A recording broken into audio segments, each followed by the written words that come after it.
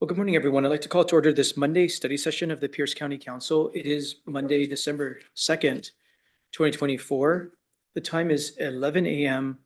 All members are present except for Councilmembers Cruver and Morel, who are excused, and we are expecting them shortly. I'm going to suggest that we dive into the first item of our agenda, but as soon as Mr. Shaw arrives, get to Mr. Shaw with our other business to begin discussing the 2025 draft state legislative priorities. So we'll come to that in a little bit.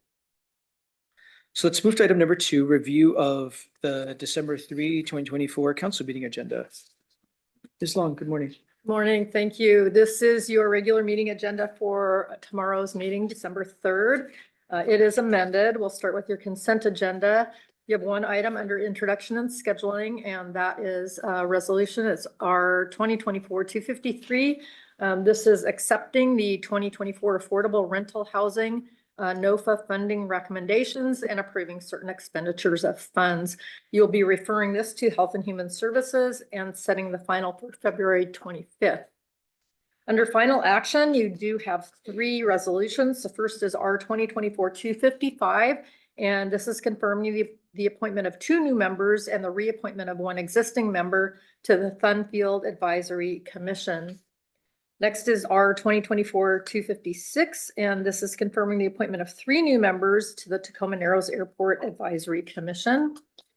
And finally, you have our 2024-257. This is confirming the reappointment of 1 existing member to the Pierce County Parks and Recreation Citizens Advisory Board. You do have 1 grant application, and that is pending review during the study session this morning, and that is the U.S. Department of Housing Urban Development Youth Homeless Demonstration Project, and that is through Human Services. Number of items returned signed from the executive, so you'll see those highlighted under section 6. Moving to section 7, proclamations, you do have 1 item here, and that is recognizing Mike Lonergan's 3 terms as the elected nonpartisan Pierce County Assessor Treasurer in Pierce County, Washington, and that was requested by Councilmember Cruver. Under section 8, resolutions, you have 2 items here. The first is our 2024-249, and this is setting the date of an evening District 1 council meeting for Monday, December 16th at 6 p.m. at Walter E. Nelson Company, and that's located in Bonnie Lake. And the other resolution is our 2024-250. This is approving the 2024-2025 funding recommendations of the Pierce County Human Services Department for digital literacy and digital equity services. This received a due pass at rules on November 25th. Moving to section 9, ordinances, you have a few items here. The first is O2024-553S2. This is the critical areas ordinance. This received a due pass as substituted at CDEC on October 7th. There are 2 amendments to this proposal. We'll discuss those shortly.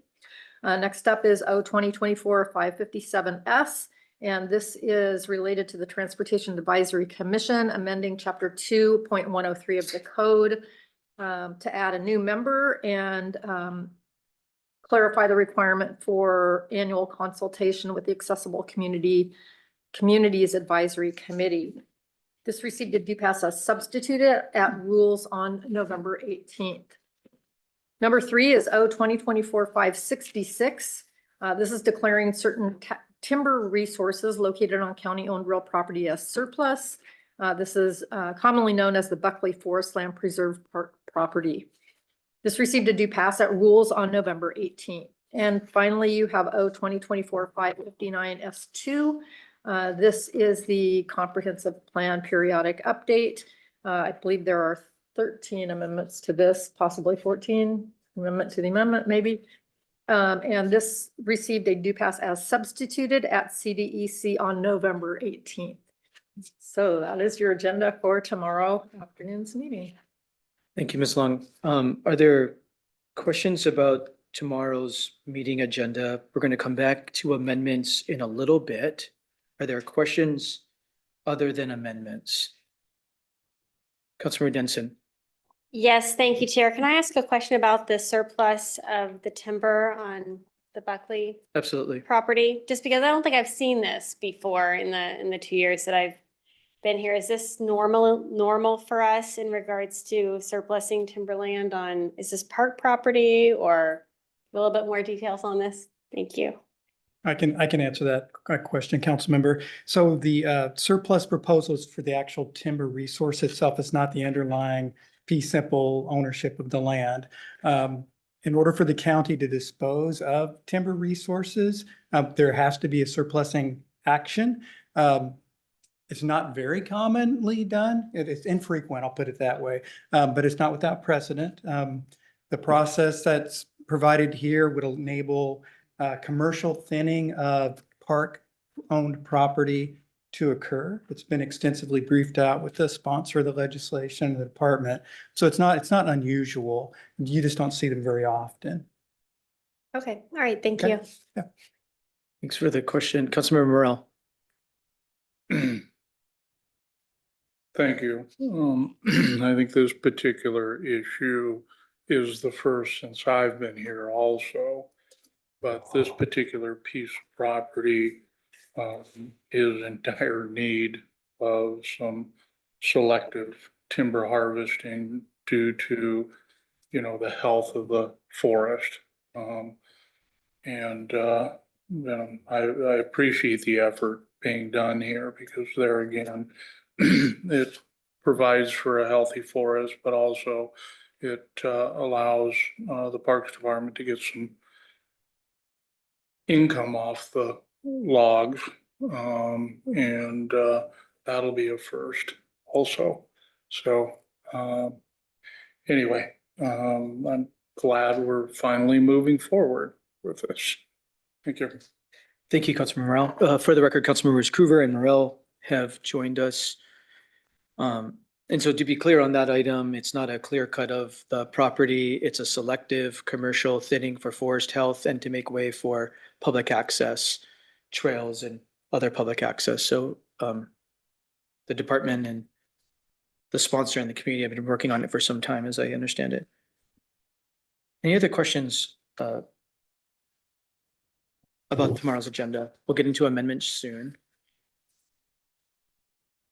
Okay, but I'm going to actually go to the grant authorization because I know we have department staff here. Then we're going to, because I suspect it'll be relatively short.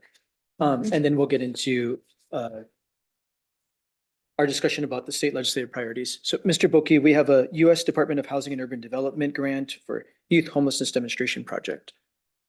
Thank you, Chair Mello, Paul Boki, council staff. Youth Homeless Demonstration Program with the U.S. Department of Housing and Urban Development, also more commonly known as HUD. You have seen this grant previously.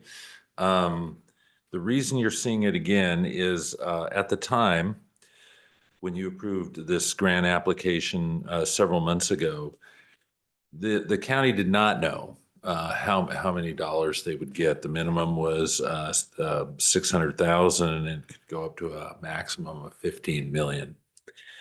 They've received notification that they've been awarded $3.5 million. And based upon the requirements that HUD has put forward, they need another FTE. And so at the time when you approved this grant application, they said they would need one FTE. They now need two FTEs, and finance informed the Human Services Department that they needed to bring this back in front of you. So the grant has been awarded and under basically the same rules, I think, but Ms. Devin Isaacson from the Human Services Department is here to speak to this and answer any of your questions. Thank you. Ms. Isaacson, what do you have to add on behalf of the department? And congratulations, by the way. Thank you so much. Yes, thank you. So some of the most important items were covered already, but we are requesting an additional FTE for a variation of reasons, and I'd like to just go through those if you don't mind. Again, it was already stated that we did not know the amount. We had a minimum of 600,000 up to 15 million. We have since learned, since being awarded YHCP, that there are very aggressive timelines for this work. Our first coordinated community plan is due April 29th. So it's very, very short period of time. We also have only until October to award those funds to the providers, which means the procurement will need to start in at least May. So we will need additional staff to help with that as well. The other item I want to bring up, which is good news, but is going to make this a little bit more complicated, is that we were notified late last week that we have been selected. This is a national 100-day challenge. We participated in that in 2016, and HUD has selected us to participate in that again. That is a 100-day challenge to end youth and young adult homelessness. We agreed to be a part of that challenge. We would be a pilot program for this work. They have never actually worked with a YHDP recipient and a 100-day challenge recipient at the same time. So it's an amazing opportunity to integrate the work and have it be more impactful. But saying all that, we will need some people power to get the work done. And then the last one I would say is that for 2025, our homeless team has a lot of projects on their list. So capacity is a real thing. We are assessing our coordinated entry system. We are looking at a new Clarity system, which has already gone live. We are rolling out by name lists for special populations in our community. We're rolling out a lived experience program. So we really have a lot on our plate, and this additional help would be great. And then the last thing I would add is that future funding is based upon if we're able to spend our $3.5 million. So very important piece of the work. Well, congratulations again. And thank you for filling in that background. If any council members have any questions about this approval that's on the agenda for tomorrow's regular meeting? Councilmember Morrell. Thank you, Mr. Chair. Appreciate the presentation. Curious, this FTE that you're requesting, the funding for that comes out of the grant, or does it come out of, and how much are you able to pull out of that grant for administrative? That's a really great question. So of the 3.5, you have a maximum of 10% that can go to just the planning portion. The planning portion of writing the coordinated community plan is supposed to last around 12 months. At that point, you roll into the remainder, $3.2-ish million, and we would receive administrative funds as Pierce County to continue on with staff to complete the work. And then follow-up question is, are you envisioning this full-time employee to be the long-term, or is it just to see this applicate or this funding through? Is it, I mean, you're looking at 1 year, 2 years, 4 years, indefinitely? That's a good question as well. So our program specialist 3, which was the previously approved position, that is a long-term position. This position we envision being shorter term to help with all the administrative work that goes into this project. Okay. Thank you, Mr. Chair. Thank you for the questions. Any others? I don't see any. Thank you. This will be on tomorrow's consent agenda for authorization.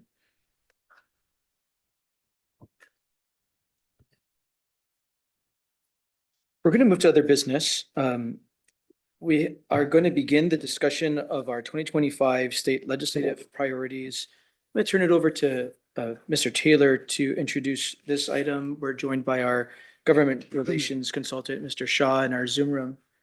Mr. Taylor, good morning. Yes, good morning, council members and Chair Mello. So this morning, the chair requested that the council discuss the draft priorities for the 2025 legislative session. As the chair indicated, Mr. Shaw is present today by Zoom to help with that conversation.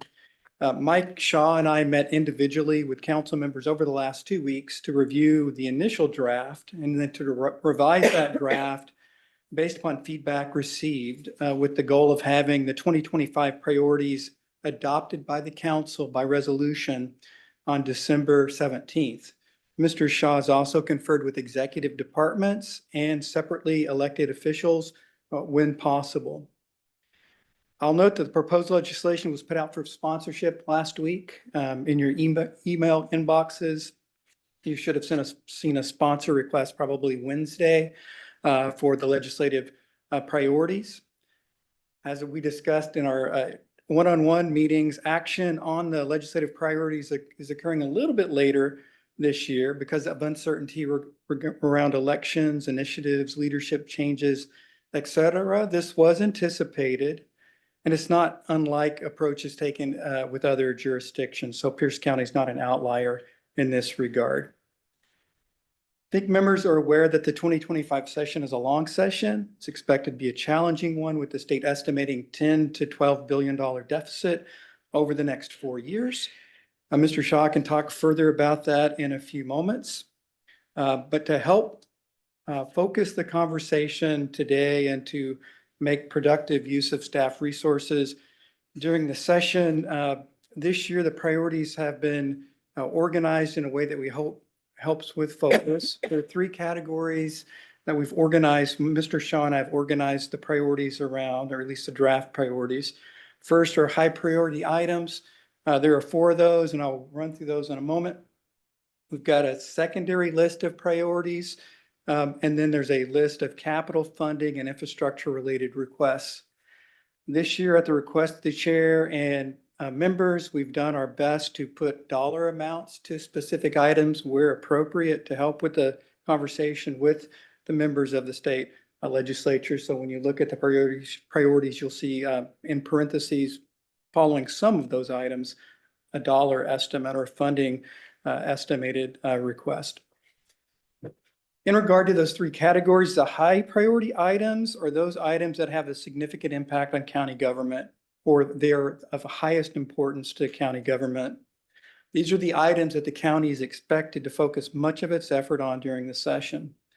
The secondary priorities are items that the county will monitor and seek to support or play defense on as appropriate as opportunities arise. And then lastly, the third category, capital funding and infrastructure requests are largely funding for specific projects or requests for funding changes in state law to make the delivery or maintenance and preservation of infrastructure easier. Before you are 2 documents that I hope you're able to refer to. The first is a 2-pager that on the front page has the 4 high priority items that I mentioned, and on the reverse has the specific capital funding and infrastructure requests. This will be a good item to use to help organize the conversation today and focus. Additionally, there's the larger list of items or priorities that will be attached to the resolution. I'm not expecting you're going to be able to go through the long list today, so the short list is intended to help you with your conversation. Depending upon how today's conversation goes and how the action that the council ultimately takes on December 17th, staff will take the outcome of that and put into a more polished document for distribution to the members of the delegation like we've done in prior years. So Chair, that's the quick introduction. Would you like me just to highlight the 4 priority areas first, or would you like to hear from Mr. Shaw regarding expectations in general for the session? Why don't we go to Mr. Shaw for that, and then we'll come back to our highest priorities. Mr. Shaw, good morning. Thank you for making time to join us. Morning, Mr. Chair, members of the council. Sorry, I'm not there in person. I met with several legislators this morning and got some even more interesting updates.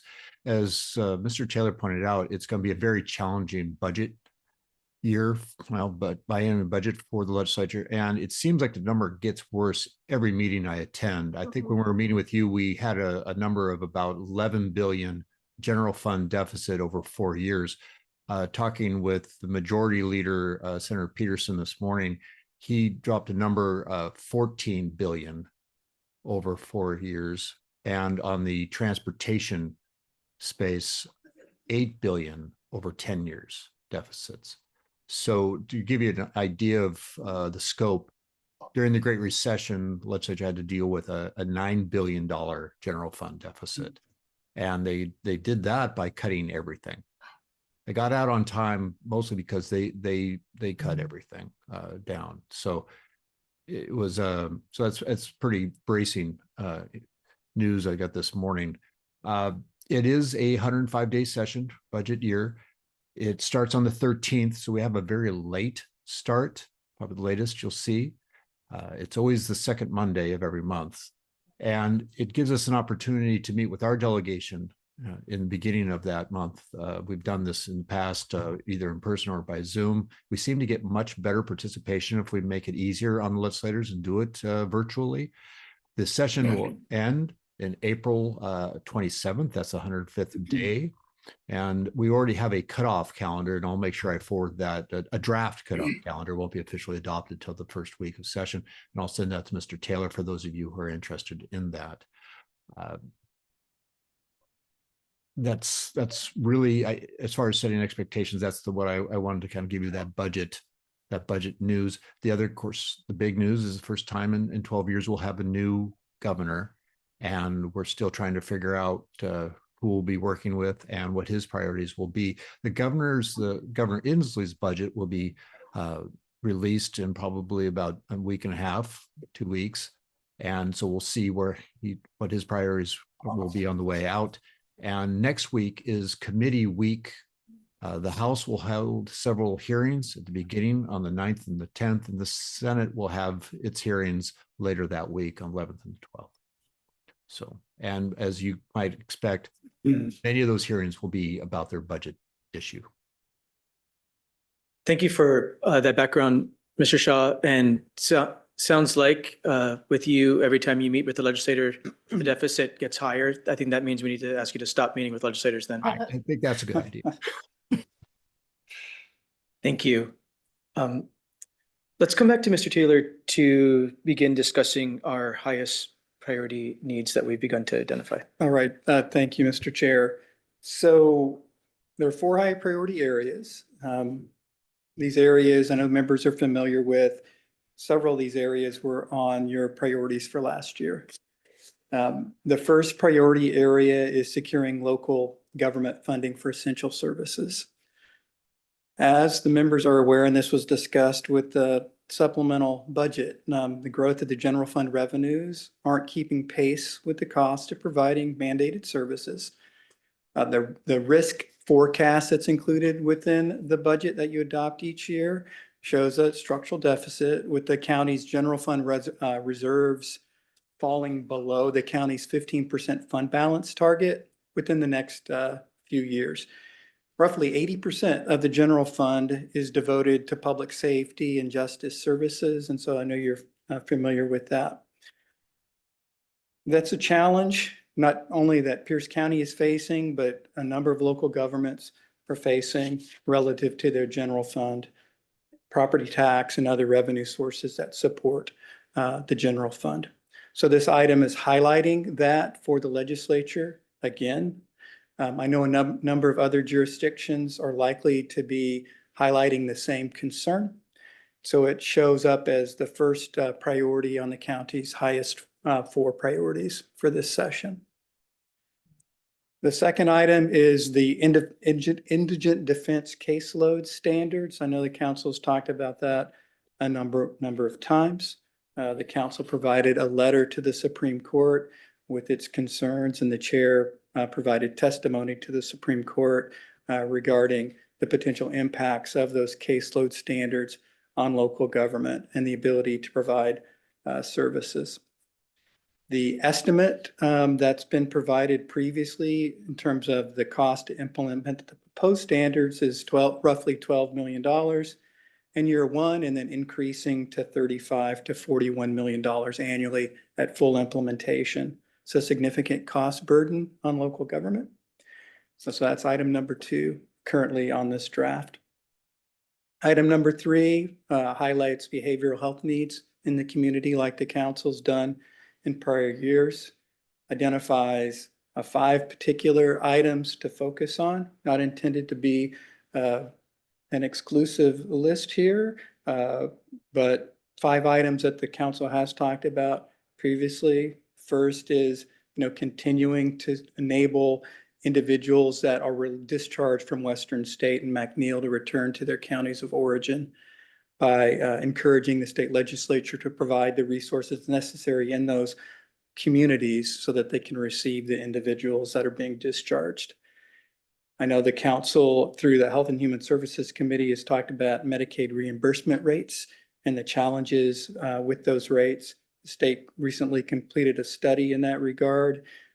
Bottom line is the reimbursement rates don't keep pace with the cost of providing services. So that item is highlighted. True Blood funding for jail diversion. The county shifted the funding for jail diversion programs to the behavioral health therapeutic courts tax based upon an understanding that the state funding of those programs was bridge funding only. It's come to our attention that other jurisdictions are still receiving funding from the state for that purpose. And so the county wishes to, revisit that issue and see if it's possible to have state funding restored. It's about $2 million for a 2-year period. That's the value of the contract that currently exists for those services. Pilot program related to the administration of a drug to help treat pain and opioid use disorders. And then lastly, continuing to ask for funding to help establish and operate existing and new therapeutic courts, a $5 million request. Lastly, the 4th high priority is justice resources.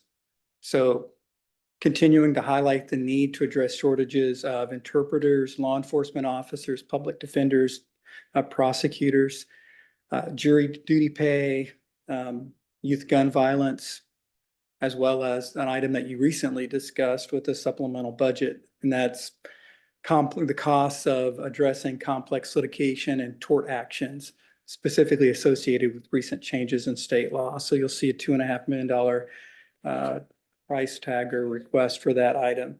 So those are the 4 highest priorities in this draft. So Mr. Chair, I'll pause at this point for conversation, question, feedback from Mr. Shaw and council members.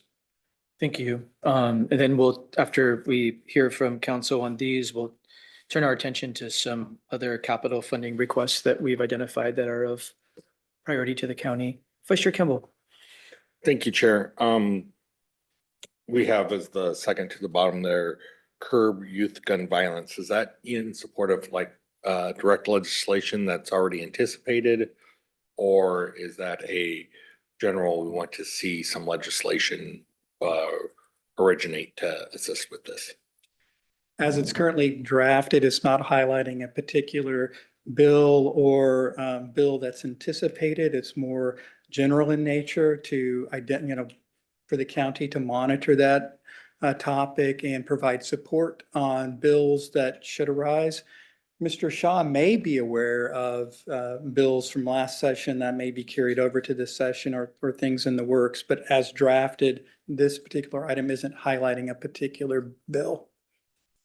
Mr. Shaw, anything to add here? There are a couple of proposals that are floating around.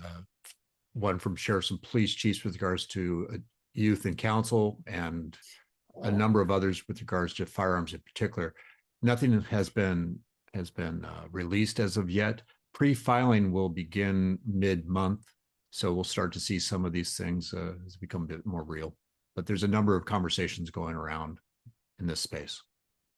Are there additional conversations around intimate partner gun violence and curbing that also? I haven't heard something specific, but I believe there'll be a number of proposals.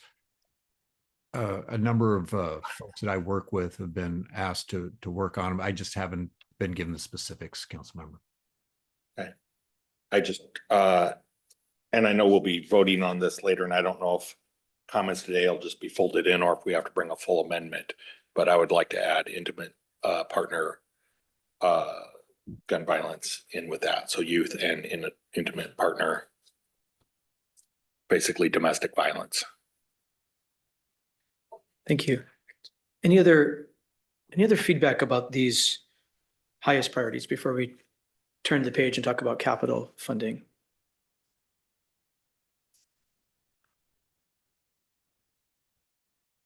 Mr. Shaw, any other thoughts? And we've put a lot of thinking into these 4 priorities in particular before we leave them for today. Anything to add?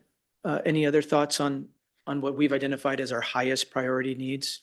I think the highest priority are reflective of many of the other counties' needs as well. And I don't think we'll be alone in needing help. There's a monthly gathering of other local government, various associations, and they're all basically pointing out the need for additional revenue. It was an interesting conversation this morning where some of the representatives say we can't deal with our issue and not deal with their issue. You can't have state government, trying to fix their problems without fixing local government problems as well. But again, we'll see what happens. I would just caution, there are so many new legislators, particularly in the House, that have never had to deal with a tough budget year. And I know there's certain conversations going about, they're being asked to list what things they would like to see not cut and issues of that nature, and also limits of what they can ask for. We'll see how that goes over with this legislature. Thank you. Councilmember Morrell. Thank you, Mr. Chair, and I think this was more strategy than anything else. We've made a lot of requests that have dollars attached to it. There's one issue here that Councilmember Denson and myself have been working on, and that's the general aviation airport funding. That is one of the few that have no price tag. It's basically just adding wording that allows the jurisdictions to make a decision. I think that it might be good strategy to throw a softball in there that we can actually get behind. And there again, we're not rattling the tin cup on this one. So if we could move that up, I would appreciate it. I think that's an easy early session one, I hope, that can get through without too much pushback. Thank you. Thank you. Mr. Taylor, I know we're not going line by line with the 4-page document, but we were simply trying to pull out the highest priorities for our delegation, but we envision working on most, if not all, of the items in the 4-page document. So the item that you noted, most definitely anticipate, that's a relatively simple bill as far as I can tell, finding a bill sponsor, advancing it. So we're not just working on the things on the 2-pager. We will be working on everything on the 4-pager. We can't give everything 100% attention on the 4-pager, but we will be touching everything in some way on that falls in the 4 pages. Do you want to say it a different way, Mr. Taylor? Well, I would add, Mr. Chair, that on the reverse of the top 4 priorities is the capital and infrastructure asks. The airport REIT ask is on that list. So it's intended to be elevated. I know that you and Councilmember Denson have put work into that particular item with members of the delegation. So it's and Mr. Shaw's familiar with it and has been briefed on it. So it's an item that I know will get attention this session by staff, by county resources. And to the chair's point about the longer list, earlier Councilmember Campbell commented about domestic violence that is on the longer list. We can certainly move it up to the top 4 under the item, guise of gun violence in general, but it is on the longer list currently. It may need to be, rewritten a little bit to fully encompass what your intent is, council member. but it is on the list as well. So I just wanted to highlight that. Thank you, Vice Chair Campbell. And I'm seeing it here on the list, what's asked for on the list is a little different than the curbing gun violence. I think, the others about protection orders and making sure that, so I want to make sure that remains in there. Not looking to change what's in there, but rather add it on the other one. And I do, bottom of page 3, state transfer of public right of way. Not sure if all my colleagues are aware of this, but it's basically making sure that if the state does plan to transfer infrastructure to us, that it's in good working order, that it's up to our standards or beyond, and that they can't just hand us deficient properties and expect us to bring them up to the level without the support. So either they need to fix it before or transfer it with the funding in place. And I think it'll be incredibly important that we get that through, because there are some threats that we're facing on that front that could be very difficult to our long-term budget. Thank you, Chair. Thank you for noting that. Councilmember Cruver. Thank you, Chair. I just wanted to look at the economy not being on the top list, because without being boosted, we don't have the dollars for all the other services. So I just would suggest maybe putting that on the top. Thank you. Thank you.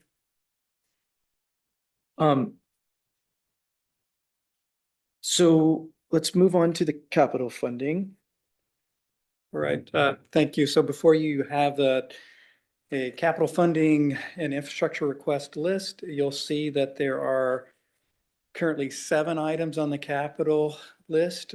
This morning, I received an inquiry from Human Services about potentially adding one more item that's related to housing that I'll talk about in a moment.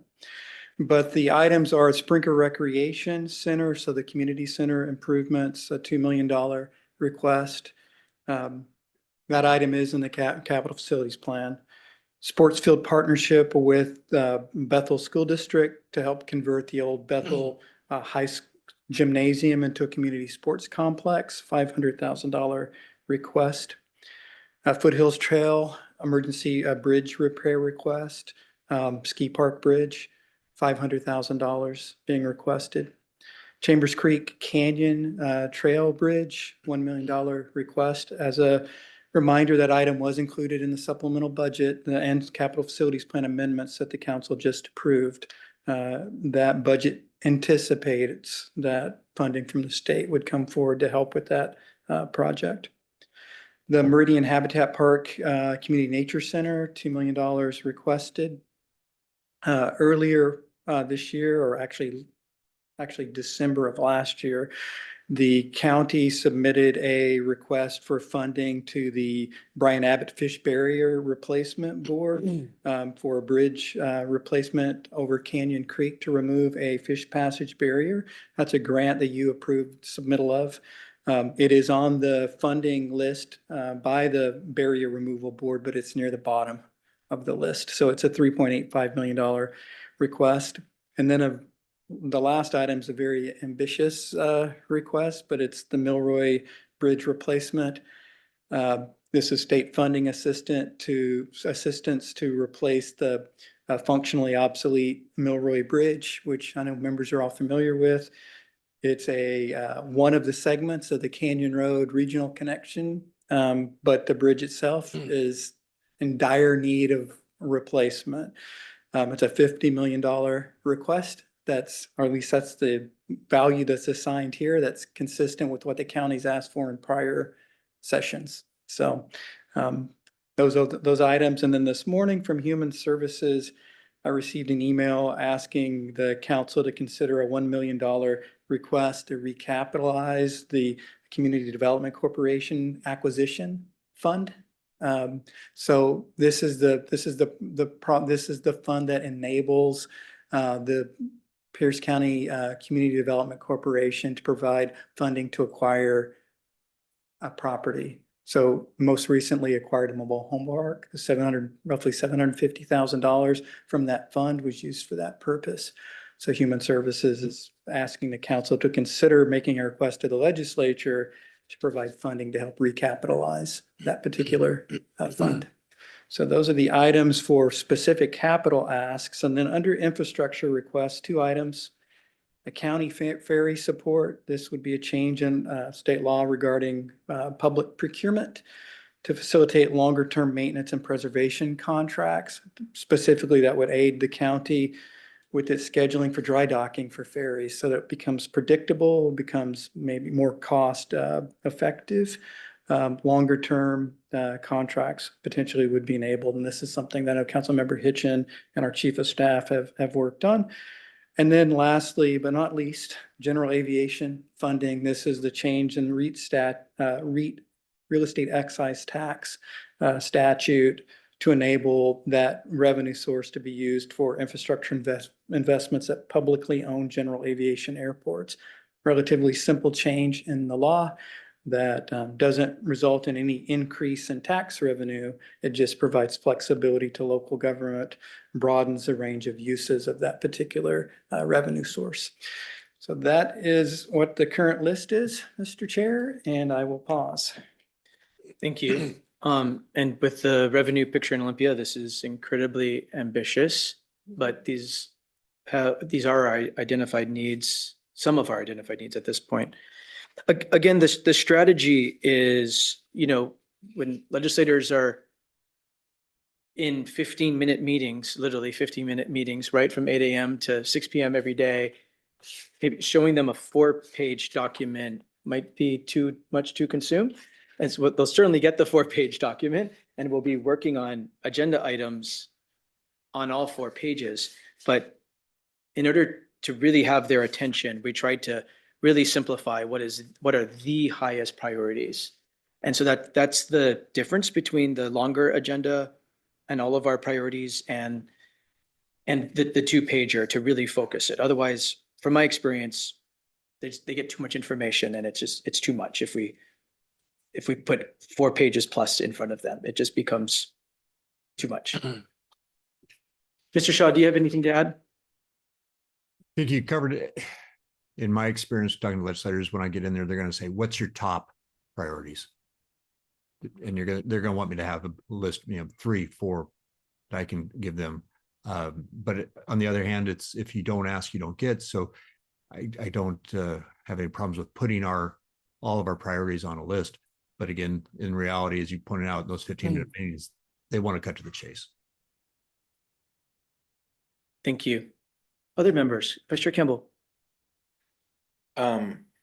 Understanding how problematic the state transfer of public right of way is it something we should have on the one sheet, or is it something we don't really see as a threat, or is a long-term issue, so we don't really need to highlight it quite yet? Mr. Shaw, my estimation is that's one of many things that we can work on with the chair of the Transportation Committee without it being on the 2-pager. There's lots of things on the 4-pager that will be advancing. I'm probably not explaining this well. Mr. Shaw, can you weigh in here? Yes. This is definitely, again, an important issue. We do have very good members in the delegation, Pierce County delegation, on this issue that we can work with on it, make our concerns known. Again, it's a concern because they're looking at a major budget deficit, and I'm sure they're going to look at various ways to try to offload, problematic rights of way. But I do like the fact that our delegation, I've already been talking with them about these issues, and they seem to be, understand our position. Mr. Chair, to add, Pierce County is not alone in asking the legislature to look at this particular item. I know through the Joint Municipal Advisory Committee, this conversation was discussed by City of Tacoma, other jurisdictions as well. So it is a real concern. So Pierce County won't be alone in raising that issue to the legislature. One more question, if I may, Chair. Transferring a little bit off of that. Thank you for that. Glad to know it's getting the attention and doesn't need to be there. The the Joint Municipal Action Committee conversation, finding out Tacoma was similarly aligned and then merging our language so that they match, so that legislators would know we're talking about, the legislators would know we're talking about the same items. How much of an opportunity have we had to bring in other various local legislative agendas and look for where we need to be finding alignment? Have we had a chance to do that scrub yet? So council members, some of that scrub has happened. The draft agenda has been compared against the South Sound Housing Affordability Partners agenda. It's been compared against the PCRC and PSRC agendas, as well as the items that have been highlighted by the Economic Development District Board. As well, and the JMAC, as you pointed out, there was a review of agendas there by the different jurisdictions. So there's been review for alignment with at least the JMAC participating jurisdictions. But beyond that, the other 22 cities and towns in Pierce County, no, not yet. I think it's always good where we can find we have alignment, make sure we're supporting each other. So I would encourage before we get into session to, as much as we can, all 22 may not, and then even looping back with some of the JMAC members, particularly Port of Tacoma, to make sure that we are as much as possible, knowing that we'll not always be in alignment and we may be oppositional to some of our other jurisdictional needs. Lord knows we've been oppositional with other parts of our own government here in Pierce County. So, but always just want to make sure that we're finding as broad of common ground that we can. Thank you, Chair. Thank you. Any other comments? Councilmember Hitchin. Thank you, Chair. Mr. Taylor, can you just remind me of the process for this as far as the timeline in the upcoming council meetings? So the legislation to adopt the priorities, as I mentioned earlier, is out for sponsorship.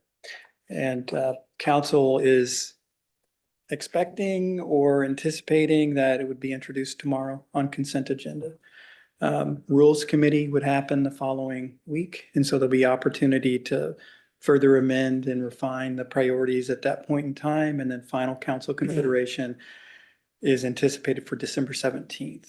Okay, and then these are two items. So if somebody wanted to, Exhibit A is the actual legislative process. Is this a separate exhibit that would be, because they don't quite match, so that's. Right. So the 2-pager is the initial text for the leave behind for delegation members, our polished document. We'll bring the resolution as well. The resolution, in addition to the Exhibit A that has the 4 pages, actually has the resolution itself with the instructions to our lobbyist and others. We'll have that, that'll be available, but what Mr. Shaw leaves behind with members of the delegation will be largely based on the 1-page, 2-sided document.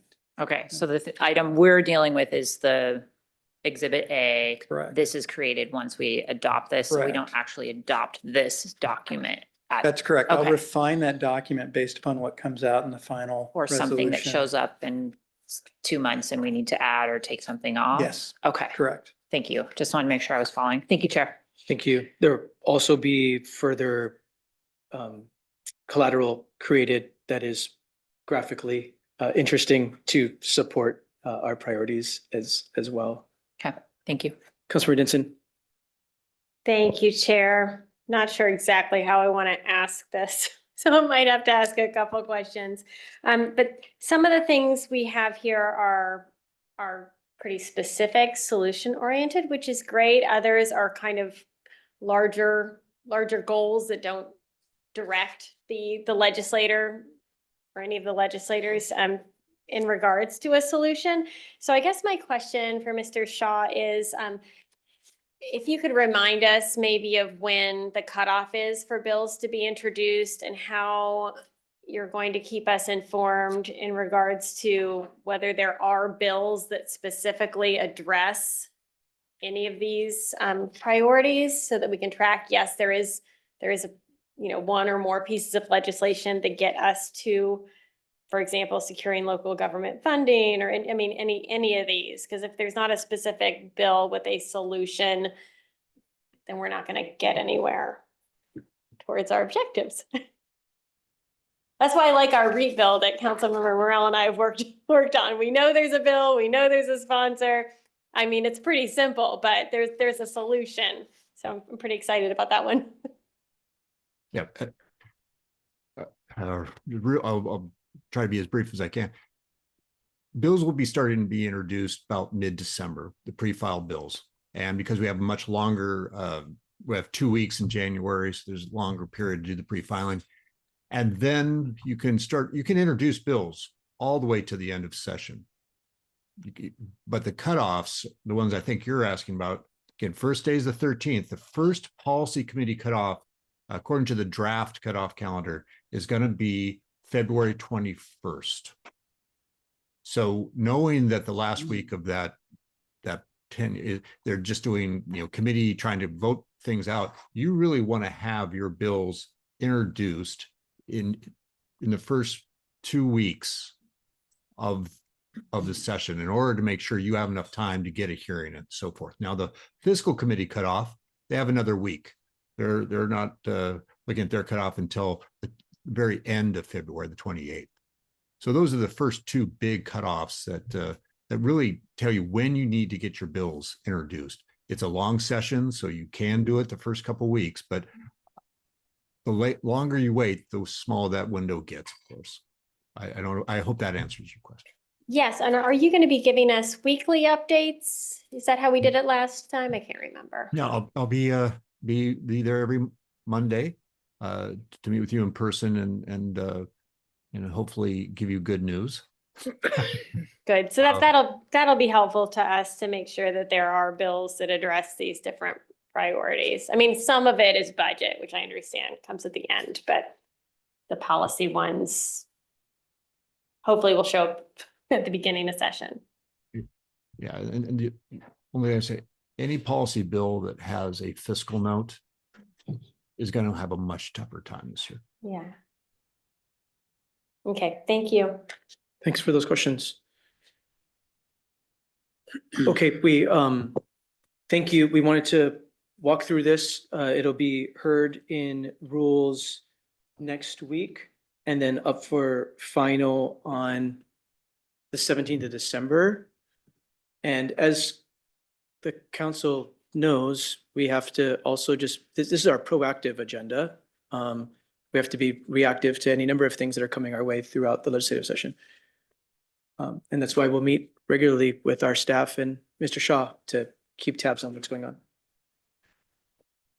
and give direction accordingly. Thank you, Mr. Shaw. Thank you, Mr. Taylor. Okay, we are coming back to tomorrow's council meeting agenda. There are two bills up for final that have amendment to them. Ms. Rhett Hunt, 553S2, there's two amendments. Hello, I'm Erica Rhett Hun, council staff. The first amendment on 553S2 is a technical amendment. It adds the date of the publication of the final environmental impact statement to the ordinance, as well as setting an effective date of February 1st. Council Amendment 2, this is very similar to Council Amendment 9, which was discussed on November 12th, and then the motion withdrawn. It reduces the barrier for type F streams to 150 feet. The proposed amount is 200 feet. So 553S2, this is the critical areas ordinance bill. I was expecting an amendment closer to 200, not the other way around. So this is not what I was expecting, but anyway, good to know. Okay. Questions about any of these two amendments? We're not debating them. We're just doing understanding for content. Vice Chair Campbell. As I recall, what was withdrawn, was it 170 or 175? 170. 170. Right. Any other And questions? Okay. Okay. Okay, that's the critical areas ordinance. The comprehensive plan is up for final tomorrow, That is correct. and that is 559S2. Yes, sir. Please proceed. So Council Amendment 1 is another familiar ordinance or another familiar amendment to the ordinance. It would change the proposed land use designation and zoning in the study area PU03. This is the area, the Knutson Farms area. This area was not proposed to be retracted from the UGA. However, this amendment would change the land use designation and zoning of the study area to suburban residential and employment centers. It's currently proposed to be changed to residential resource. Amendment number 2. This would add policies, but mostly add a lot of text in the form of text boxes and informational text to the comprehensive plan to support the protection and conservation of wildlife habitat. So it would add a new policy in the environment and climate element 16.5, which would avoid habitat fragmentation, protect wildlife corridors, and limit conflicts with wildlife and land use planning. In points 2 and 3, it would add new text, including a text box that would show some resources for better implementing habitat connectivity in point 2, as well as resources for designing climate resilient water crossings and culverts. In point 4, it would add a new policy to the transportation element, 25.2.2, which would read, consider reducing the risk of culvert failure by designing culverts and bridges to be climate resilient to prevent future fish barriers and accommodate higher stream flows that may occur with climate change. Point 5 would add on the same page as the proposed policy, some additional information in the transportation element about climate resistant culverts for information only. Point 6 would add some new language to the text, which would allow so 6, 7, 8, 9, 10, 11, 12, 13. All of these points basically remove the word environmentally sensitive in the comprehensive plan and replace it with critical areas. So in several places, there's an inconsistency in the use of the language. Each of these points in the amendment would replace that language to be clear that we're addressing critical areas in the comprehensive plan. Number 14 is a similar type of language change in goal LU 62.1.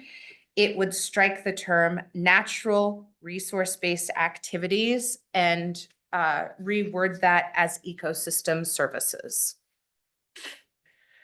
So this amendment has a variety of small changes and touch-ups to add implementability for wildlife habitat goals in the plan. Thank you. We have a question here on Amendment 2. Councilmember Coover. Thank you, Chair. Can you explain the difference between the two words where you're changing Environmentally sensitive. The, and the critical. environmental is sensitive to critical. What is the differentiation? So environmentally sensitive areas is actually an older term that was used prior to the term critical areas. And it appears that in several places in the plan, for some reason, this older term got reintroduced into the plan. And so,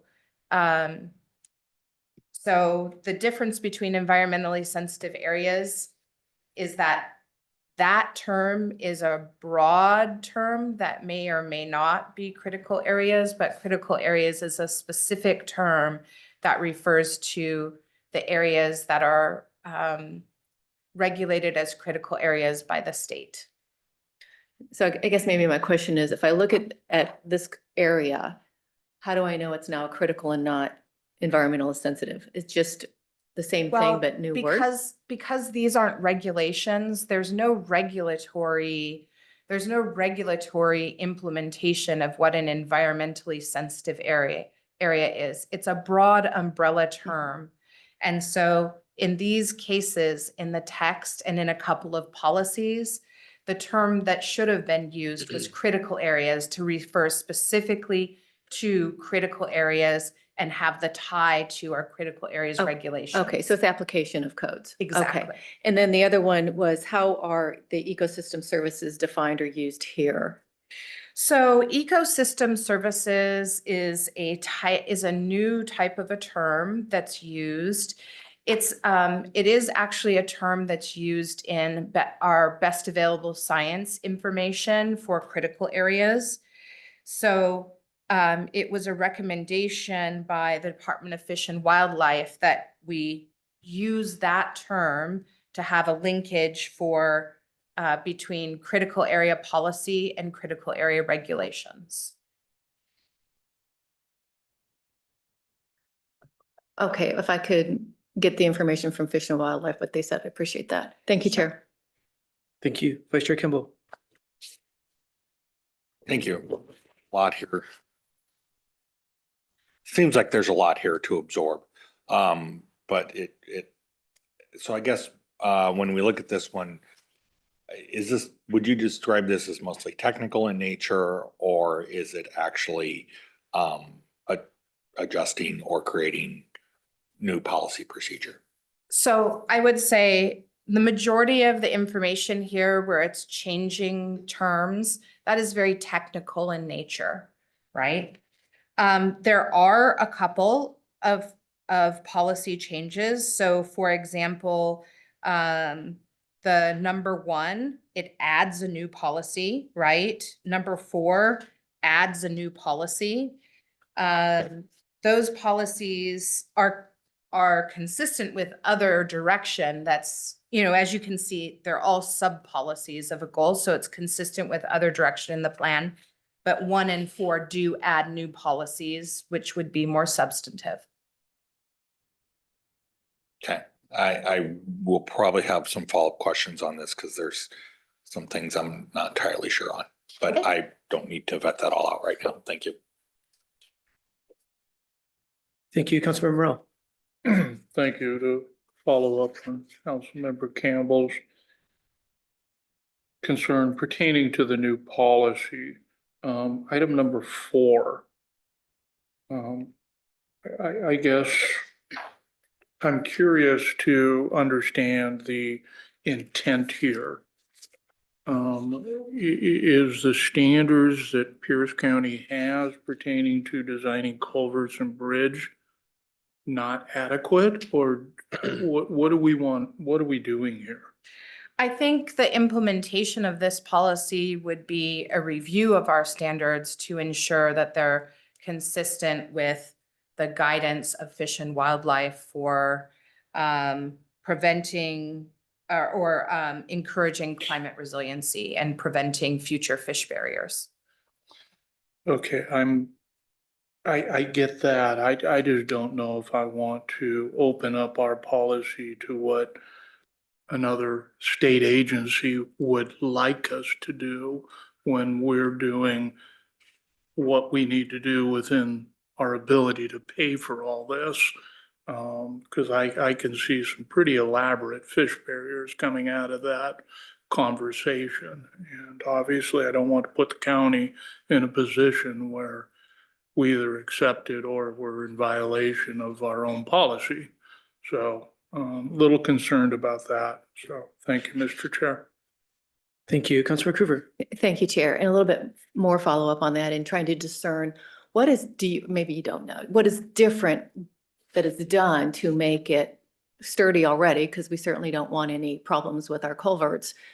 What more is done because it's climate resistant, because we're already enforcing it for climate conditions, or weather conditions? So I'm sure there's a number of technical things that I don't know, not being an engineer, but my understanding is that it has to do somewhat with the sizing of the culverts and preparing ahead for future flows and considering whether or not as you're planning the culverts, they will create a future need for fish barriers or prevent fish passage. Interesting. Thank you. Thank you, Chair. Thank you, Councilor Denson. Yes, thank you for the conversation. And I think given the way that we've constructed bridges and fish culverts or culverts in general in the past, I think we could probably all agree that we want to make sure that we're planning well for the future so that we don't have to rebuild or redesign things in the future given climate change. So I think this is just reflecting the importance of taking climate change into consideration. And nothing in here, Ms. Red Hunt, requires our standards, our building standards, to be reviewed or approved by Fish and Wildlife, does it? It just gives some resources to look at, things to be considered. It's not like we're going to have to comply with their approvals at some point, correct? Right. That was not the intent. And number 4 is a consider reducing the risk of culvert failure. So it's a consideration. It wouldn't require a Fish and Wildlife approval at all. And I hope we're always, and I'm sure we are always considering reducing the risk of failure. We certainly don't want to be building something that we're going to have to rebuild again in 10, 15, 20 years. As expensive as these projects are, we want to make sure we're planning for the future. Thank you. Thank you. Any other questions about Amendment 2? Okay, Amendment 3. Amendment number 3 would add a policy to the housing element to support the preservation of manufactured or mobile home parks. So there's an existing policy that is HO 8.4 that has a very, very specific, that recommends a very specific type of action to prevent, to support the preservation of mobile home parks. And that's a current use tax incentive. You can see that existing language. This would broaden the policy to include generally the adoption of incentives that encourage the preservation of manufactured or mobile home parks to ensure their continued provision as affordable housing, including the tax incentive that's mentioned, as well as potentially expansion of transfer of development rights program, a manufactured mobile home park redevelopment easements, or other creative approaches. So, yeah. Questions on the content of Amendment 3, Vice Chair Campbell? So how does this work with our current policies we have to buy up mobile home parks, for lack of a better phrase, that are particularly in flood prone areas and will eventually be wiped out by a flood? We're buying those as we go. Does this take us out of that and now tries to maintain the mobile home parks that are in flood zones? No, it wouldn't affect. So what you're referring to is that the county has a current policy of reducing flood risk by buying up mobile home parks and helping to relocate people out of the flood. This wouldn't necessarily affect, this policy wouldn't affect that. It basically would say, you know, where they can be preserved, let's use some creative approaches to preserve this as an affordable housing type. What we already have a policy that says, let's preserve mobile homes as an affordable housing type. That policy is not currently in conflict with a program that would relocate people to prevent the flood hazards. Do we have data on the number of units we're talking about here? How many are outside of flood prone areas that we're providing protections for here, and how many are inside the flood prone areas? I don't have that data at hand, no. Okay, I know it's vitally important that we get a lot of those, or we don't keep Right. putting people in harm's way. The- Because our inability to address it, someday we will probably in the next 5 years have the next 50-year flood. And, you know, at that point, many of those units will be hit again. And I want to make sure we're not creating an incentive for people to stay in harm's way. Right. This amendment should not affect the program of relocating people out of the floodplain. Can we get 100% confirmation on that? Because, I mean, I understand you wanting to say should. I mean, I want to know that it shall not. So first of all, it's non-regulatory. It's a consider. And it can be, so the county would consider it, and then it would be applied on an as-needed basis. With other competing policy priorities like moving people out of harm's way from flood. Correct. That is correct. I'm sorry, I don't fully understand yet. So I'm getting there, working on it. Thank you. Councilmember Coover? Thank you, Chair, and I appreciate Councilmember Campbell's questions because it is a lot to digest. Could you refresh my memory on TDRs? If I recall, they come from the unincorporated rural area and can only be used in the urban? That's correct. And currently our TDR program does not specifically, the current TDR program that the county has does not specifically address affordable housing as a category of receiving area for, so considering there, we have another policy that's also proposed elsewhere in the housing element that speaks to considering TDR as a way to support affordable housing. This one is specific to mobile home parks, but there would need to be a consideration of updates to that program, as well as, you know, any other updates to programs for the preservation of naturally occurring affordable housing. Okay, thank you on that. And would this include something in the realm to encourage preservation? Because I'm thinking of like the property that was purchased or being purchased that was the state land in Frederickson, and I think CDC got it on hold so that it can have homes built on that. Could that land be used through something with this for mobile homes instead of housing units? So it's two separate questions. So this is about where there are mobile home parks already in place, trying to come up with creative ways of preserving that affordable housing in its place. Now, with the land that the CDC is looking at, there's other policies in the housing element that support the purchase of lands, like surplus lands and things like that for affordable housing. And the CDC would do that.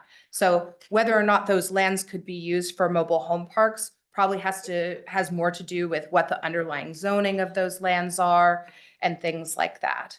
So, but that would be the purchase or the preservation of surplus land for the purpose of using it for affordable housing Could it be a mobile home park? Maybe.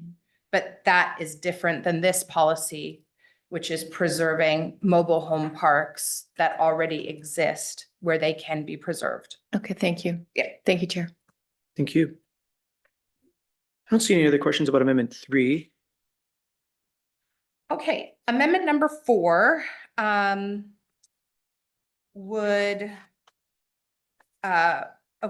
number 4 would reinstate and add policies in the land use element supporting maximum rural densities. This is very familiar. It's similar to an amendment that was discussed in committee, but this would put a sunset date of January 1st, 2030. So essentially what this amendment would do is it would say as of January 1st, 2030, the county would dissolve its regulations and the ability to have a maximum rural bonus density, maximum rural densities. But it would allow it for basically the next 5 years to allow people to make plans if necessary to use those provisions during that time.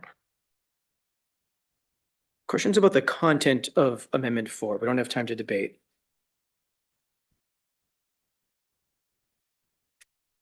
Okay, Amendment 5. Amendment number 5 would amend the urban growth area boundary, changing the proposed land use designation and zoning of land in study area SP1. So the town of South Prairie has one area for urban growth area expansion. It's proposed to be retracted. This would keep South Prairie's potential annexation area in the urban growth area. Thank you. Questions about the content here? I'm going to ask you, using this one as an example, I'm going to ask you in anticipation of tomorrow's meeting where this is up for final, to make sure every member has the urban growth area analysis memo that was completed by the department about this and all the other study areas. Please make sure every member has that and Okay. knows how to read it. And what's that? So that's asking a lot, Uh, the last part. And make sure that when you are briefing, that you are referencing that as one of support material Okay, as background, please, just so that members have the full context, because there has been a lot of analysis of all of this. yes. And there's a professional staff recommendation. We don't always go with the professional staff recommendation, but I think every member wants to know what the professional staff recommendation is and why, so we can make highly informed decisions. So please Yes. do that in advance of the meeting tomorrow. Okay, Okay, that's Amendment 5. We're on Amendment 6. okay.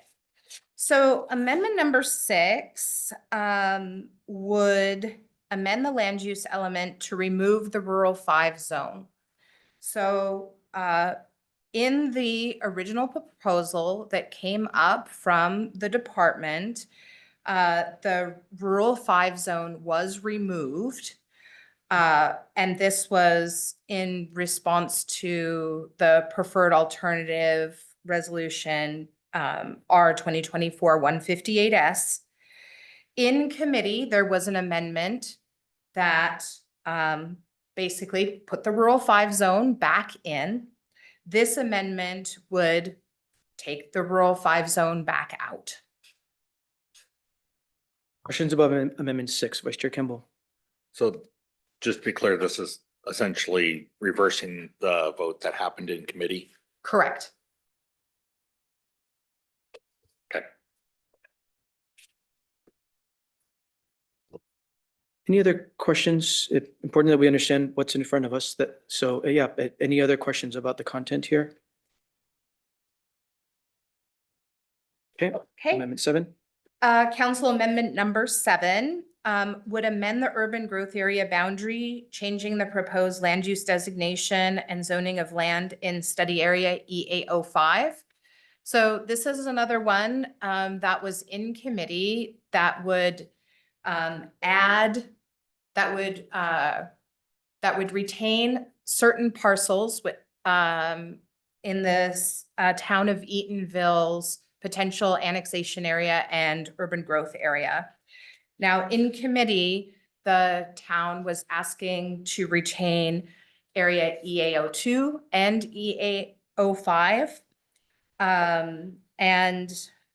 Through discussions with the town, they have asked that the council retain area EAO5 in the urban growth area. As you can see in point 4 on this amendment, the town of Eatonville owns 37% of the land in EAO5, and they're planning for the future use of that land in their Parks, Recreation, Open Space Plan, which is in development right now. The town's also in the process of initiating an annexation of that land. So they own a good chunk of, the town already owns a good chunk of that land and has future plans for it as a parks amenity. So they would like it to remain in the UGA. Questions about Amendment 7? Is this exactly how it was withdrawn in committee, or is it different from when it was withdrawn? It's different. So in committee, it was asking to retain area EAO2 and area EAO5. This one only asked to retain EAO5. EAO2, Would be retracted from the UGA. and that's on the other side of town, right? Correct. It's Yeah. in the northwest corner, right on both sides of 161. So that's not part of this amendment. It's this southern, Yes, it's lands that are south of the Michelle River, just south, kind of south and a little southeast of town there. any questions about Amendment 7? Okay, Amendment 8. Amendment number 8.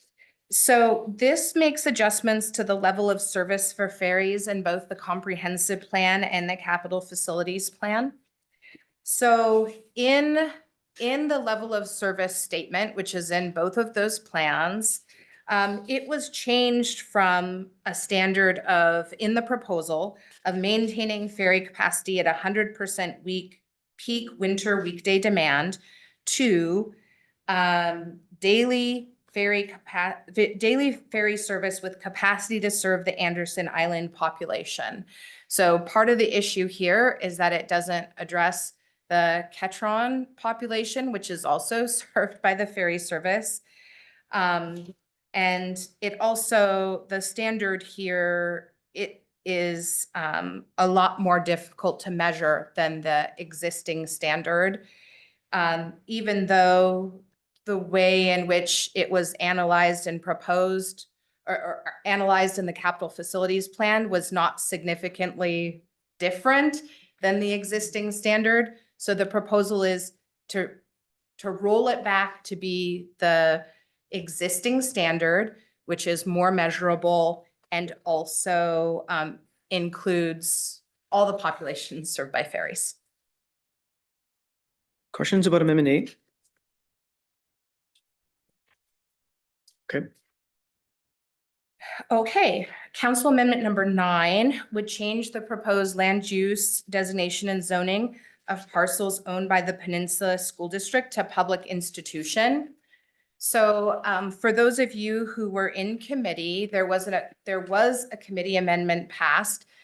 This area that's owned by the Peninsula School District, which includes the high school as well as Purdy Elementary, and some associated parcels.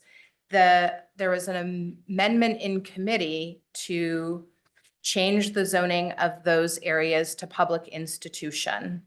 So that is not this amendment, even though it looks very much the same. Since the time that the committee met, the Peninsula School District has purchased several other parcels in that vicinity, and they would also like those parcels to be recognized as public institution. So it's kind of like a part B of the amendment that was already reviewed and passed in committee. Questions about Amendment 9? Okay, Okay, amendment number 10. This amendment would change land use element policies to support forest lands of long-term commercial significance. This is also similar to an amendment that was discussed in committee, but there's a few changes in it versus the committee version. So point 1 is still the same, where it basically would add to the goal. It would add to the goal, which reads, limit development on designated forest resource lands which serve a key role in Pierce County's carbon sequestration efforts. It would add, and promote forest practices that maximize carbon sequestration. In point 2, there's a slight difference between what was proposed in the committee here. It amends land use policy 70.1. Instead of saying maintain the vitality of forestry, it would say maintain the economic and environmental values of forestry. In point 3, it would, this is also different than what was proposed in committee here. It adds to policy 770.3. It strikes the term no longer suitable for long term, and it adds the terms, or it adds the phrase no longer has long-term commercial significance. And that's for better alignment with GMA. So the policy would read, remove land from the designation only when it has been demonstrated that the land no longer has long-term commercial significance for forest production. And then land use policy 70.4 would be amended to read, recognize the right to practice forestry as part of rural character. And in point 5, land use policy 70.5 would add to the policy which says to allow Christmas tree farms and direct marketing of forestry products for the holiday season, it would add the harvest of floral greens to that list of things. questions about the content of Amendment 10? Councilmember Morel? Thank you, Mr. Chair. So in your opinion, Ms. Hunt, is this kind of just updating the language to meet kind of current terminology? I don't see much of other impact on this. Yes, so it updates language partly for consistency with other policies and policy direction in the plan, as well as updating it for better consistency with GMA. Okay, so there's really no financial impact here or unintended consequence that we would be looking at years down the road? I don't believe so. Okay, thank you. Thank you, Mr. Chair. Thank you. Okay, Amendment 11. Number 11 is a technical amendment that inserts meeting dates, the publication date of the FEIS, and sets the effective date of the ordinance as February 1st, 2025. Any questions about Amendment 11, Councilmember Denson? Yeah, could you say a little bit more about why February 1st? Is there something in, I mean, it's my amendment, but is there something in state law or why we chose that date? So I believe that February 1st, it's a nice round date, February 1st. It's about a month out. It gives the opportunity for the ordinance to be processed. Okay, perfect. Just anticipating that question. Thank you. Yeah, and the other thing is with the comprehensive plan, you'll notice in the packet in Exhibit B, which is the plan itself, we don't have a full substitute like we do with the other exhibits where all the amendments were integrated and replaced. So you'll see a memo that says, here's the amendments that were passed and here's the draft that was sent to us by the department. it'll take the department some time to create that full substitute Mhm. and with all the amendments and clean up that draft so it's ready to go. So that's partly why it's set a month out to allow for some of that processing. Any other questions about Amendment 11? Okay, Okay, so amendment number 12 would insert information into the findings of fact, which is Exhibit E. So it would insert dates that were left blank, including the dates of committee meetings, the date of the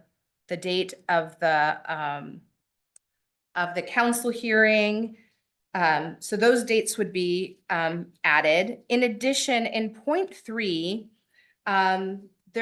it adds a number of bullets. So we noticed that in the finding of fact, there's no findings about the areas that are proposed to be retracted from the urban growth area. There's only a finding that says that there was some areas and they were reviewed. So as the amendments have gone through the process, we have added findings of fact to provide reasoning about why something remains in the urban growth area. And in this case, this would add findings of fact for those areas that are proposed to be retracted. questions about Amendment 12? Okay, 13. Okay, amendment number 13, the best I can say is that this is a bit of a cleanup amendment. So a couple of different things. Along the way, we noticed some minor, like a couple of duplicated policies. We've noticed some numbering problems. So it addresses those things that we found specifically. It also addresses a whole series of changes that the department sent to us where they found some inconsistencies in text or maps that should have been included in the document. So I'll quickly go through some of these. So 1 and 2 are changes where it changes some numbering and then deletes a duplicative policy. Number 3, it would it refers to a policy number that isn't there, so that is fixed. The same with number 4. And similarly with number 5, part of this is that numbering changed and not all of the policies were caught up in that numbering change. Same with number 6. In number 6, it refers to a policy and we couldn't find the specific policy that it referred to. There just wasn't one where we could kind of do a little bit of so it's proposed to be replaced with the word programs. So use data-driven analysis to identify overburdened communities to prioritize for tree retention and planting programs generally. And then starting with number 8, we've got some additional changes that were inconsistencies that the department found and forwarded to us. So it would be the addition of the word designated county-controlled roads, which is applies to how they apply the level of stress model to county-controlled roads. They attached a slightly incorrect map on page 411 of Exhibit B. So this replaces the map. In addition, there was a phrase left off of a table in Exhibit B. These are technical these are part of the technical appendix of the transportation element, these changes. So it adds, if a trail is not possible, pursue an option with sidewalks and bike lanes to several of the projects. In point 11, so as you may know from looking at the number of policy amendments or the number of amendments to the urban growth area boundary, there's 3 really big maps that show our urban growth boundary, and they have very substantive information. What's urban, what's rural, what areas are potential annexation areas, what's not, these types of things. All of our amendments detail changes to those maps according to whatever the change was proposed, right? However, there's about 3 dozen maps in the plan that use the urban growth boundary as sort of a point of information, kind of like where you might have parcels in the background or streets in the background, just so you can see where you are in space. All of those maps need to be updated to show the urban growth boundary as amended. So that's number 11. And then in 12 and 13 and 14, it provides general guidance to the department about cleaning up any minor inconsistencies or errors when it goes about creating the final document of the comprehensive plan. So for example, if you read through Exhibit B, they have some editorial notes that are in italics. They say, note, remove all these italic, editorial notes when you go to update it. So this says, yes, do that. To correct as policies are added and numbered, to correct those inconsistencies in numbering, and to update any associated text tables, figures, exhibits, etc. Number 15, there was a minor change in an exhibit for the transportation, related to transportation in the capital facilities plan. It's replaced with the exhibit as shown. And then there's a blanket correct any errors or inconsistencies in Exhibit D. Exhibit D is the capital facilities plan, the GMA consistent capital facilities plan. So number 13 is a lot of cleanup. I understand these are minor changes, and hopefully will help the department produce a really clean, great copy of the draft after adoption. It's the final amendment. As far as I know, So far. for today. Do members have any questions about 13? Do any members want to daylight any other amendments that are forthcoming? Councilmember Cruver. Excuse me. Thank you, Chair. I did have a question on 13, and then I do have a highlight on another amendment, which I'll just say that quickly. In that working to remove type O out of the 5532S critical area. Can you say that again? The, on removing type O. Type O. I've Type got- O streams. Correct. Well, ditch. But anyway, going back to this number 13, I just wanted to ask, there's a lot of technical things here that make sense, but I'm interested in number 6 for the tree retention, identifying overburdened communities.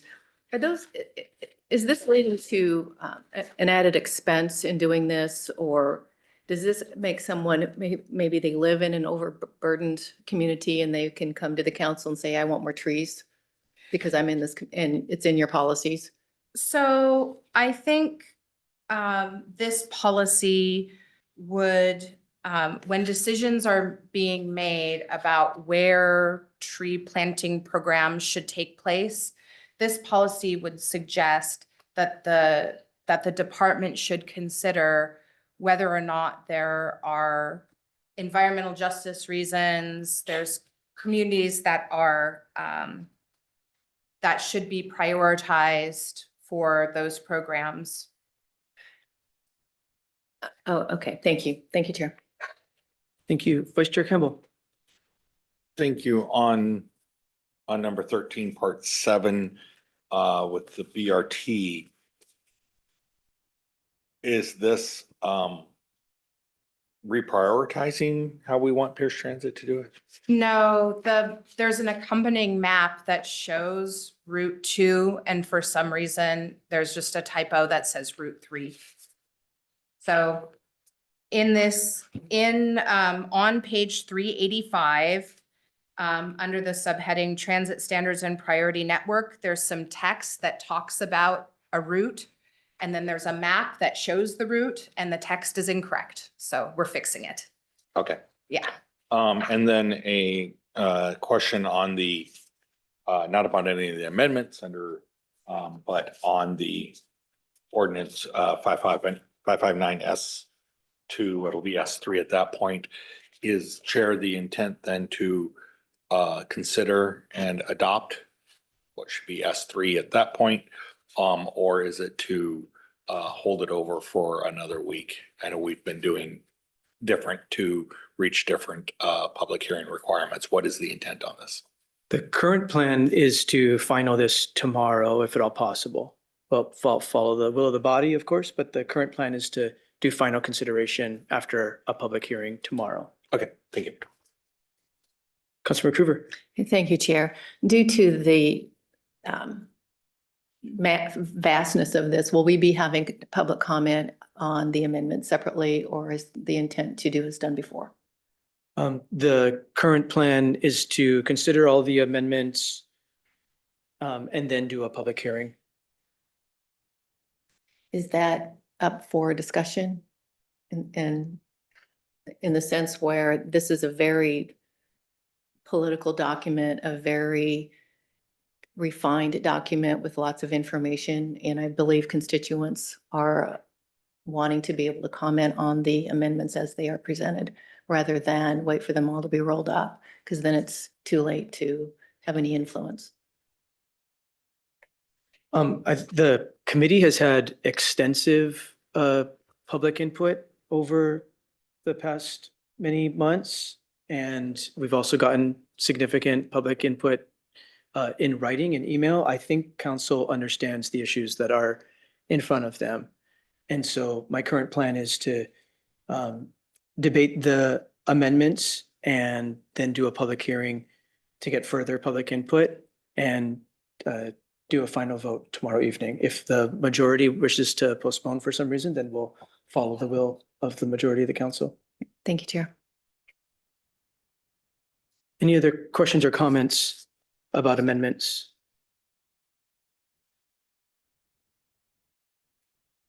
Okay. Ms. Brett Hunt and Mr. Kruger, you've done an excellent job supporting members and the body in getting it to this point. Thank you for your excellent work. So Ms. Brett Hunt is going to follow up with the urban growth area analysis memo, and certainly Mr. Kruger and Ms. Brett Hunt are fully available for the next 26 hours. Well, they have to sleep and eat, but for the next 26 hours to continue to answer any and all questions. I know folks have been engaged in this for some time, but here we are at the final sprint. Thank you.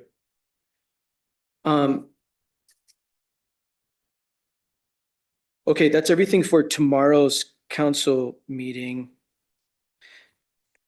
We're item number 3, review of committee agendas for the week. Ms. Long. All right, thank you. So at 1:30 today, there is a Community Development and Environment Committee meeting. There's one proposal and 2 presentations on this agenda. The proposal is O-2024-570. This is related to the Shoreline Master Program and amending Title 18S of the County Code. This has a December 10th final hearing date, and there is one amendment to that. Next is the Sustainability 2030 Implementation Progress presentation. That will be Planning Public Works. And then you have the Electric First Policy Implementation presentation with the Finance Department. Tomorrow, Tuesday, December 3rd, beginning at 9:30, you have a Health and Human Services Committee meeting. There are 3 proposals on this agenda for consideration. The first is our 2024-252. This is adopting the 2024 Affordable Housing Home Ownership NOFA funding recommendations and approving certain expenditures of funds. This has a December 17th final hearing date. Next is our 2024-254. This is approving the 2024 funding recommendations for coordinated entry, system navigation, and landlord liaison projects. This has a December 10th final hearing date. And the last proposal is O 2024-555. This is adopting the 2024 Pierce County Behavioral Health Improvement Plan update. And this was continued from the November 19th committee date. This has a December 17th final hearing date. At noon tomorrow is your regular Tuesday study session with just the usual agenda items listed. And at 3 is your regular council meeting. So those are the meetings for the remainder of this week. Thank you. Are there any questions about meetings for the remainder of the week? There's one amendment in committee this in 45 minutes. Mr. Kruger? Thank you, Chair. So the amendment that you will be seeing today in committee concerning the SMP and the critical area regulation incorporates the CAO proposal that you're considering for final on Tuesday into the Shoreline Master Program. As you know, Department of Ecology is a joint administrator of the Shoreline Master Program with Pierce County. And unless we update our Shoreline Master Program, new critical area regulations cannot apply. And so what this amendment would do is it would be a substitute of the proposal that was submitted to us from the department and simply refer to the critical area regulation by reference. So it's the O 2024-553S2 version at this point. And then there's several technical amendments that are included in the amendment memo for consistency with state and local standards, including a couple of new definitions. And I'll discuss those in great detail today at 1:30. Thank you. Questions about this amendment for its content that will be discussed in detail in 45 minutes? Not seeing any. Thank you, Mr. Kruger. That's committee agendas for this week. We're at item number 4, discussion of administrative items. Ms. Murray, our Chief of Staff. Good afternoon, Julie Murray, Chief of Staff. So just 2 items to note. One, I will be clerking today and tomorrow on behalf of Brenda Price. So if you're surprised in seeing me, that is why. And then just secondly, shortly, the clerk to the council recruitment should be out on the county's website. And so we'll be collecting resumes and applications through the month of December and then reviewing them when we return to get that process going. So I can use this as an advertisement for if you're interested in being the clerk to the council, please apply. That's all. Thank you. Thank you. Vice Chair Campbell. And we're under other business, right? Yeah, thank you, Ms. Murray. We are at other business. Vice Chair Campbell. Just an announcement for myself. It's often said everyone brings joy to a room, some by entering, others by leaving. And with certification of the election last week, the voters have chosen me to be the next assessor treasurer. So later today, you will find my official resignation from this body so that that'll kick off the process by which you can find a upgrade, replacement, whatever you want to call it. So however you want to see it, but you will receive that official later today. To be clear, it is post-dated for the future. You're not resigning Yes. immediately. I don't know. This agenda tomorrow looks pretty, see what tomorrow's agenda looks like. The intent is to be post-dated to December 31st. So I can bring in the new year with the new job. Thank you for that, Vice Chair Campbell. So we know what's to come there. Any other business by members?